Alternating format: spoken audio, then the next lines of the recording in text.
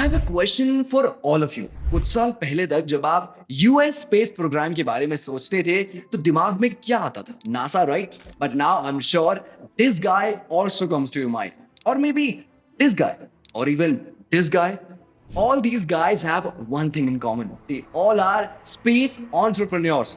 SpaceX, Blue Origins, Virgin Galactic. ये सब के सब प्राइवेट कंपनीज हैं जो स्पेस में आज हिस्ट्री बना रही है. In fact, it is SpaceX, an American private aerospace company, not NASA, जो वर्ल्ड का सबसे पावरफुल रॉकेट बना रही है, starship. But when we talk about India's space program, we only hear about this organization. ISRO, Indian Space Research Organization, is owned by the government of India and is the sixth largest space agency in the world. And we are proud of ISRO. But wait, इतने successful programmes के बाद भी ISRO का budget global scale पर इतना कम क्यों है? आज global space economy is worth around $469 billion, which is expected to rise to $1 trillion by 2030. पर इसमें इंडिया का कितना शेयर है? Only 2%. आखिर इसरो जैसी premier space agency global space economy का बड़ा हिस्सा क्यों नहीं ले पा रहा है? Why has ISRO become so active after 2016? 2020 में मोदी गवर्नमेंट ने इंडियन स्पेस प्रोग्राम में एक मेजर रिफॉर्म इंट्रोड्यूस किया. It opened the space sector for private players. But is this the change that the Indian space program needs? और क्या है new space जिसके लिए सारे प्राइवेट प्लेयर्स अपने देश को टेक्नोलॉजिकली हेल्प कर रहे हैं? जानने के लिए सब्सक्राइब कीजिए द ब्राइटविंग शो को. मैं हूं आकाश और जुड़े रहिए हमारे साथ.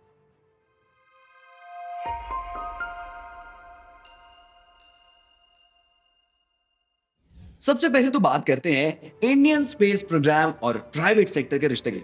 ये रिश्ता ना काफी ज्यादा पुराना है और उसकी शुरुआत हुई थी इसरो के third and longest serving chairman professor Satish Dhawan के साथ. अर्ली 1970s में जब इसरो अपने सैटेलाइट लॉन्च व्हीकल्स यानी कि SLVs डेवलप कर रहा था, तब प्राइवेट कंपनीज ने सैटेलाइट के पार्ट्स प्रोवाइड करना शुरू किया था.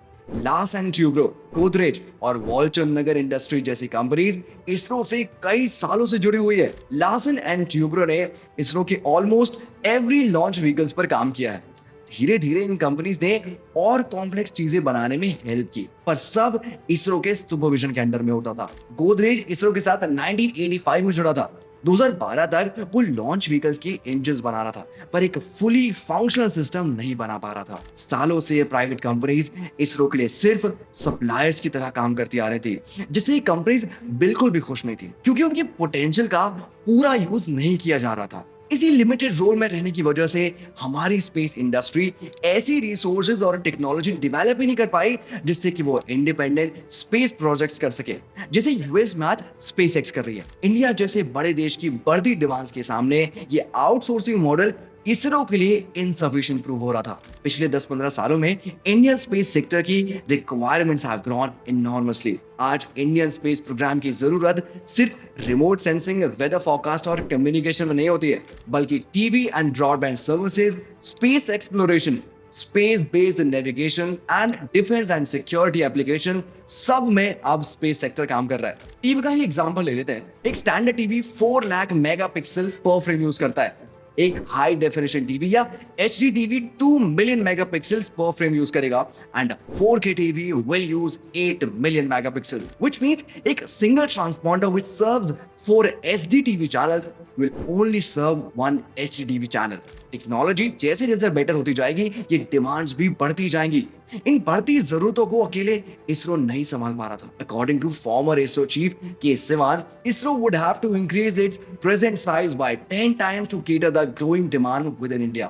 और इसी को देखते हुए इसरो ने ग्रेजुअली प्राइवेट सेक्टर के साथ अपना रिश्ता बढ़ाना शुरू किया. Early 2000 also saw the rise of new space globally. New space basically the emergence of private space industry. 1984 USA ने अपनी स्पेस इंडस्ट्री को प्राइवेटाइज करना स्टार्ट किया.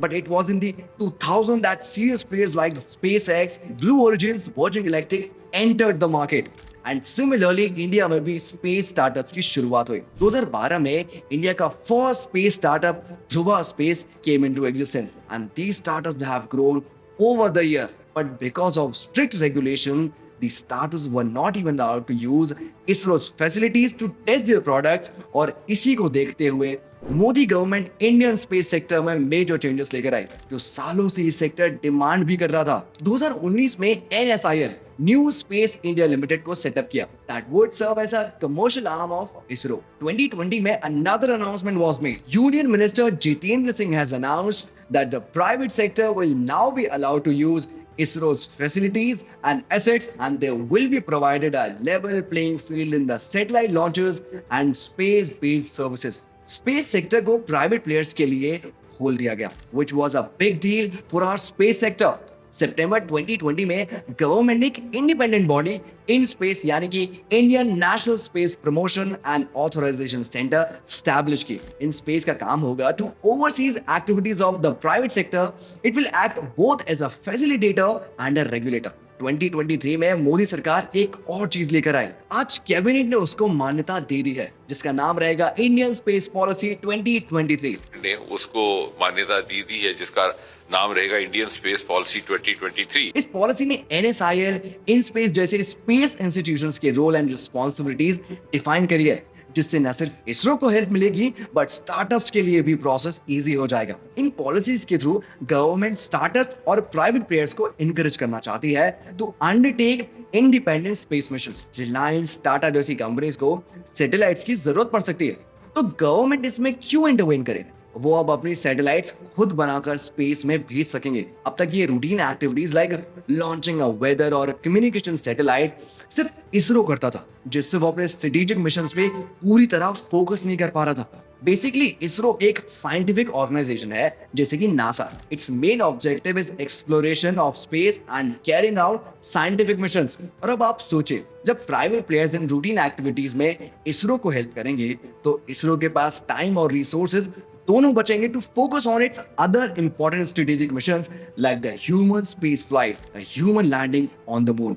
वर्ल्ड ओवर स्पेस कमर्शियलाइजेशन का ना ट्रेंड देखा जा रहा है। Be it NASA or the European Space Agency or JAXA or even the Canadian Space Agency. Premier space agencies like NASA, JAXA, commercial production और leasing of a communication on satellites बिल्कुल avoid करती है। उन्होंने ये commercialisation private players को थमा दिया और खुद फोकस करती है रिसर्च एंड डेवलपमेंट्स पर। इंडियन स्पेस का commercialisation is in line with the global trend. आज Indian space programme is famous for its cheap launches पर ये ज्यादा टाइम तक नहीं रहेगा। A launch aboard a PSLV by ISRO cost around $15 million. Currently, it's the lowest in the world. In comparison, for SpaceX, it costs $60 million, and for NASA, it cost more than $100 million. पर इसरो के PSLV and GSLV सिर्फ 2 या 3 satellites ही launch कर सकता है, whereas SpaceX का Starship can lift more than 100 ton of weight. SpaceX and Blue Origin reusable rockets भी बना रहे हैं, which is going to bring down the cost of a rocket launch significantly. And once that happens, India rocket launches के लिए cheapest destination नहीं रहेगा। और इस बढ़ते कंपटीशन को फेस करने के लिए ISRO needs help from the private sector. Space sector बहुत ही कॉम्पिटिटिव और चैलेंजिंग है। इसमें ना रिस्क ज्यादा है और रिटर्न्स लेट मिलते हैं, तो बहुत जरूरी है इसको इन्वेस्टर्स के लिए attractive banana. Otherwise, the government will end up funding it, which is very difficult and not the best thing for our economy. And these are exactly the reforms that our space program needed. In reforms के चलते Indian space industry को एक बहुत बड़ा boost मिला है। पिछले 3 सालों में इंडिया में 200 से ज्यादा स्पेस स्टार्टअप शुरू हुए हैं जिन्होंने कलेक्टिवली $245 मिलियन रेज किया है। 2022 में इंडिया में पहली बार एक प्राइवेट कंपनी का रॉकेट लॉन्च हुआ। A historic day for the Indian space industry. ISRO only stands to gain from private players. ऐसा नहीं है कि private players की एंट्री से ISRO की अर्निंग पर फर्क पड़ेगा। Private players using ISRO's facilities and data will mean money for ISRO.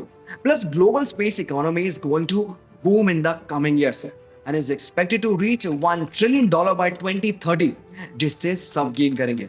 इस ग्रोथ का कम से कम 50% शेयर सैटेलाइट ब्रॉडबैंड की डिमांड से आएगा क्योंकि हम सबका data consumption is only going to increase. Space technology is red hot right now. इसका काफी बड़ा रीजन है LEO, low earth orbit. Low Earth orbit is at an altitude of 2000 km and less, which makes it easier for our satellites to reach there. Most satellites and even our International Space Station LEO में ही operate करते हैं. ये एक ideal environment provide करता है for testing and research, और world over ना इसका कमर्शलाइज किया जा रहा है. जैसे जैसे टेक्नोलॉजी एडवांस होती जा रही है, सैटेलाइट्स छोटी और सस्ती होती जा रही है, और इस ल्यूक्रेटिव सैटेलाइट मार्केट पर इंडिया को फोकस करना है. Skyroot Aerospace, Dhruva space, Bellatrix are all the companies जो सैटेलाइट्स और उनके प्रोपल्शन सिस्टम्स बना रही है. इसरो के बाहर भी एक बहुत बड़ा टैलेंट पूल है इंजीनियर्स का, which needs to be tapped and trained specifically for working in the space sector. India का टारगेट है 2025 तक इंडियन स्पेस इकोनॉमी को $50 बिलियन तक पहुंचाने का, फ्रॉम द करंट $7 बिलियन, जो कि काफी एम्बिशियस टारगेट है. पर इसको पूरा करने में सिर्फ प्राइवेट प्लेयर्स ही हेल्प कर सकते हैं. और आने वाले टाइम में स्पेस में एक रेस स्टार्ट होने वाली है, और ये रेस कंट्रीज के बीच नहीं, कंपनीज के बीच होगी. इंडियन कंपनीज का इस रेस में पार्ट लेने का टाइम आ गया है. इंडिया के पास हमेशा से टैलेंट और रिसोर्सेज रहे हैं, बस सही पॉलिसीज की जरूरत होगी, जो आज हमारे पास है. अब तक इंडियन स्पेस प्रोग्राम सिर्फ एक हाथ से चल रहा था, ISRO. Private players will be the second hand to our Indian space programme. जरा सोचिए, हम अभी तक ना एक हाथ से हिस्ट्री बना रहे थे. जब दोनों हाथ से काम होगा तो क्या बना पाएंगे.